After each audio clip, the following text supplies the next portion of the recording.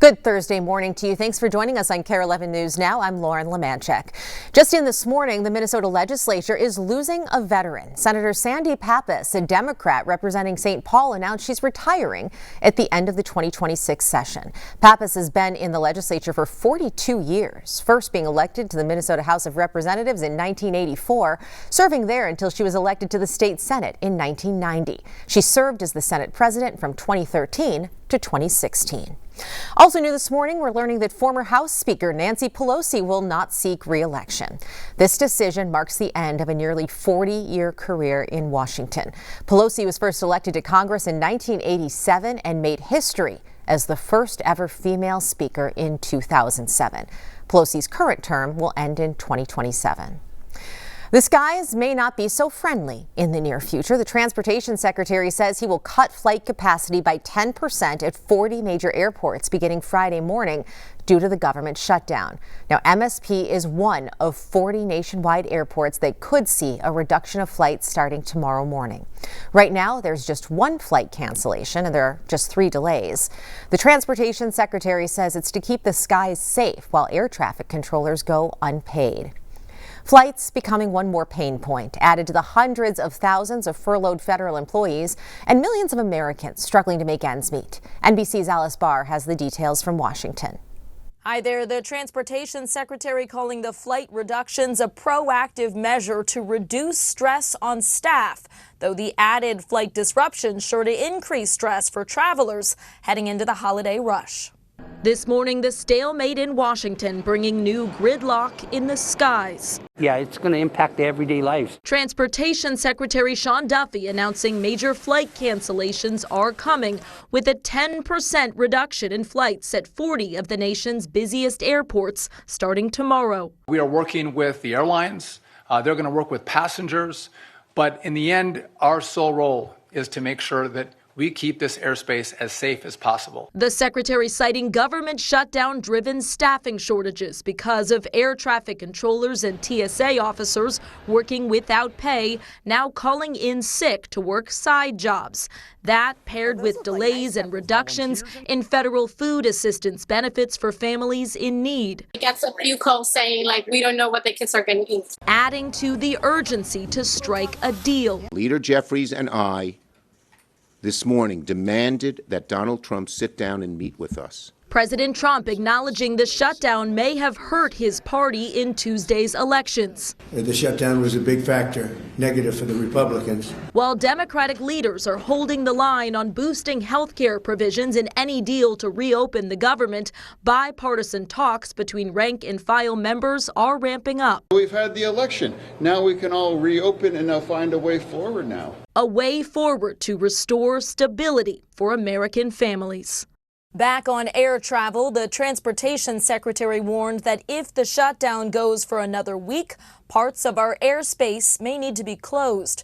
President Trump is increasing the pressure on Senate Republicans to get rid of the filibuster to end the shutdown without needing Democrats on board, though the Senate's top Republican says he doesn't have the votes for that. In Washington, Alice Barr, NBC News. This afternoon, Minneapolis teachers will be back on the picket line as they push for a new contract. They're holding rallies at 6 different locations from 3 to 6. The Minneapolis Federation of Educators has been at the bargaining table hoping to avoid a strike with the district. The union says it is committed to reaching an agreement as soon as possible. It's asking for higher pay, class size limits, and more special education staffing. If they don't reach a deal, they will go on strike November 11th. It's official this morning. Jacob Frey heads into his 3rd and final term as Minneapolis mayor, and he'll do so with 4 new members on the city council. Pearl Warren, Soren Stevenson, and Jamison Whiting won open races, while Elizabeth Schaefer unseated incumbent Katie Cashman in Ward 7. 3 of the 4 new members are endorsed by all of Minneapolis, a political committee that also supports Mayor Frey.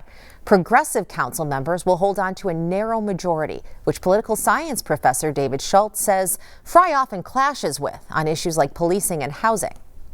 It's going to set up the dynamic for potentially more compromise and more negotiation than we saw before, or alternatively, more outright conflict. We just don't know which it's going to be yet.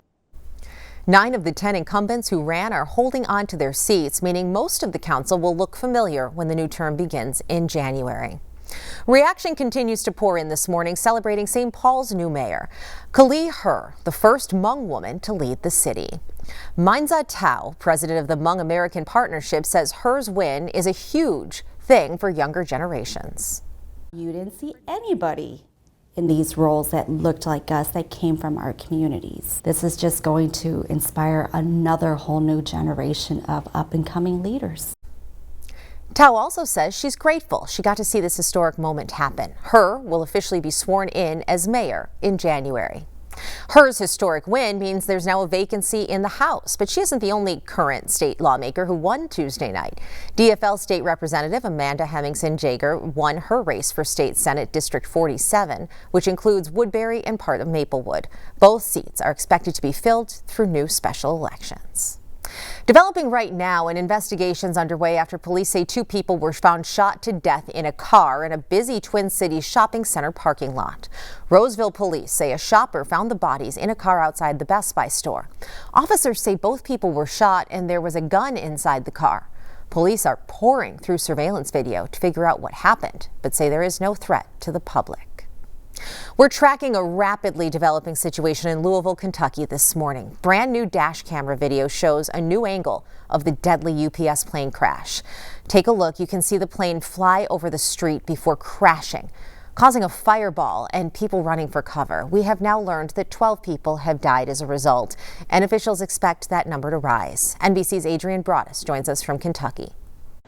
The deadly plane crash here in Louisville, Kentucky has rocked this community. Among the deceased, 3 members who were on that UPS flight, all crew members. They were on their way to Honolulu when that crash happened. According to investigators, the plane was loaded with about 38,000 gallons of fuel. What type of cargo they were carrying is still unclear. All of this as the NTSB begins its investigation, which is expected to last for days, if not weeks. Adrienne Broadus, NBC News, Louisville, Kentucky. Take a look at your screen right now. See that huge wave from Lake Superior crash over 3 people in Grand Marais, sweeping one of them into the frigid waters. This happened over the weekend. You can see they were walking to the lighthouse when it happened. Now, thankfully, that woman who fell in survived. Chris Carlson, who took the video, says it was a painful wait to see if she was okay. I watched her shoes pop up like 8 to 10 seconds afterwards, more than 20 feet past where she was. Most people that get knocked off by a wave don't make it out. Carlson says she swam to him and he was able to help pull her out with his fishing net. She was taken to the hospital but is home this morning. The Cook County Sheriff says the pier doesn't have railings or life preservers because the waves would sweep them away too. We only have 50 more days until the puck drops at the World Junior Championship right here in Minnesota. And today, you can get a taste of the action at the Mall of America. Audrey Russo's there this morning, and there's a lot to celebrate and see. Good morning. It feels like the calm before the storm here in the Mall of America. And first and foremost, what an honor to host the 50th anniversary of this tournament right here in our own backyard. So 50 days out to this absolute milestone. So today at the Mall of America, they're going to be dropping a ceremonial puck at 11. And it is to my understanding that they're going to have some young hockey players rollerblading their way through the Mall of America, carrying their team flags just to get the festivities started. So there's going to be an announcement where the organizers are going to talk about a free fan experience that'll be happening during the tournament, which is held at the end of December into early January. So the Christmas trees, the festivities all set up here today are really pretty fitting with that. So this fan experience is going to be going on during the tournament, which is held at the Grand Casino Arena in downtown St. Paul. And why support this? Why care? Well, let me tell you, this is your chance to see some of the future stars of this sport. These are all folks who are going to be under the age of 20, but they're future NHL stars, future Olympians. And you'll see that I've stopped next to this fairly significant looking trophy. And that is because the United States has taken the gold medal and has taken home this trophy 2 years in a row, the last 2 years. So this year is their chance to do it on their home soil for a 3rd year in a row. On our way to break, we have to share these photos. These were posted to our That's So Minnesota Facebook page just Absolutely stunning. The northern lights were out all across Minnesota last night. These pictures were taken on Armstrong Lake in Ely and in Elk River. Stick with us. More news and weather's coming up after the break.